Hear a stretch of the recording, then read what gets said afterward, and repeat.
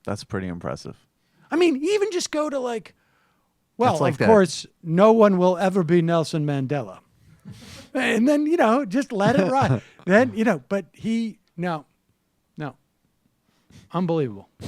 Unbelievable. Well, I'm still voting for him because honestly, if you're going to vote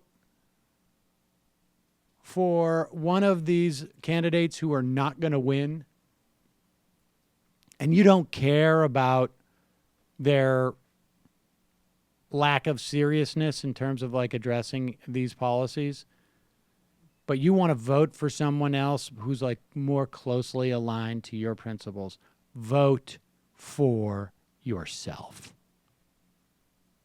You're going to know exactly what you're voting for. There'll be totally full disclosure. The person you vote for is completely aligned with your principles. I mean, it really, in some ways, if you don't vote for yourself, you're a sellout. You're just compromising. You're voting for someone lesser than someone who shares every one of your principles. Don't be a sellout. Vote for you. Gotta say, it's pretty far out logic, man. Think you're canceling some experience.